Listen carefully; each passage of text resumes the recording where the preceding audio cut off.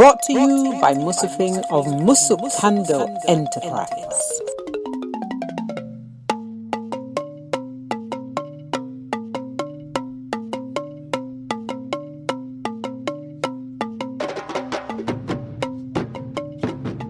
A waragalang so, a who tell you I saw it go.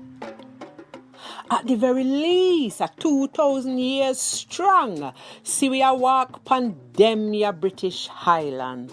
Them find the remains of one African woman down a beachy head, East Sussex, where date back to 125 AD. A beachy head lady them call her.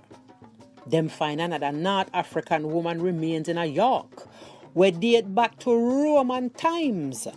The Ivory Bangle Lady, them call her. And we not talk about slavery. Septimus Severus, AD 146, a Roman emperor of African descent based in York. Magistrate and military leader who helped rebuild Hadrian's Wall, which stretched 800 miles west from Newcastle, when the Roman them did rule ya so. And nobody get me start pan Scotland. Them did have one king up there, cause the Moors did strong. King Kenneth of the Picts, aka Niger Valdub, spelled D-U-B-H, were translated as the Black Man, 997 AD. You never wonder why you get them white people with them curly hair.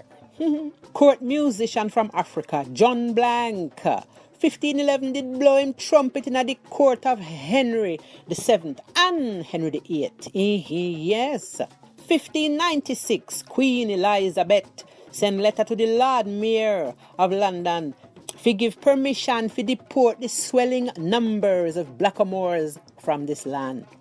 So, look from when them a tell we say them no want we. Poet, playwright, musician, activist, businessman who set up him shop in a Westminster. The first black man for vote in England. African born on a slave ship in 1729 and brought to England. The Honorable Ignatius Sancho threw down enough so we can pick it up. How you think Shakespeare find the character of the Moorish general in him Venetian army? Othello in 1603. Nobody make them fool you, y'all. And what about the noble Igbo man, Mr. Olaudah Equiano? Captured and kidnapped with his sister from their village in Isaka, eastern Nigeria, and sold into slavery separately, never to see each other again. From Barbados to America, purchased by a sea captain, sail round and round for 8 years, sell again to one nether ship captain in a London, who take him to Montserrat and sell him again to one nether ship captain. But like a Nancy, Equiano Connie, that was the last time he make anybody sell, buy or own him again. Even those words are an abomination. While him a work on the ship, him trade and him save, and within 3 years, him buy him own a freedom. Age 22, 11 years in a bondage done. Him take up the mantle and people, nobody get hoodwink and Wilberforce in a no foolishness. Equiano fight for abolish slavery, the wickeder.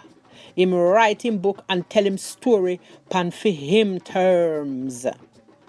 From St. Kitts, William Coffey, born in 1788, come to England and fight for the right of the working man and woman in the Chartist movement, till them say him a try agitate and fling out Queen Victoria. So them deport him, nearly 11,000 miles away to Tasmania. Even though the Queen later pardoned him, Coffey turned to Tasmania to fight for the people them until him died in 1870. Mary Prince, peace be upon her soul, born in Bermuda in 1788, sold, flogged, whipped, and sold again and again, including work in the salt mines of the Turks and Caicos Islands. Despite her hard and cruel life at the hands of some crabulous devil, She have her own sense of tenacity. In 1826, she married a free black man in Antigua. But she wasn't recognized as free.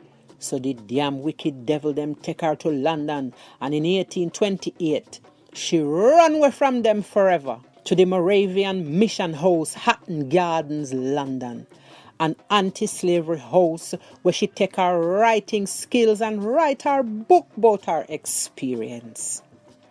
The History of Mary Prince was published in 1831 and is the first book about the life of a black woman to be published in Britain. This book helped to lick out slavery.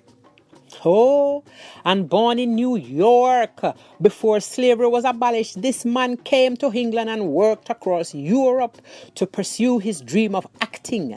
And at one point, he was one of the highest paid actors in the world.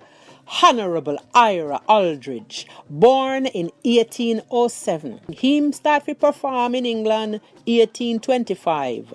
Born in 1805, Jamaica. Mary C. Cole, traditional nurse and healer.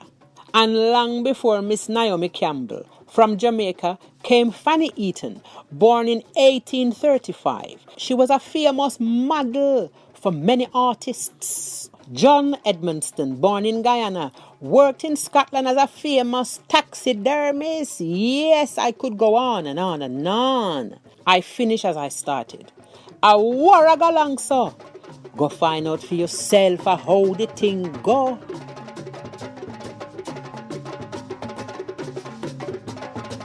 Brought to you by Musufing of Musukando Enterprise.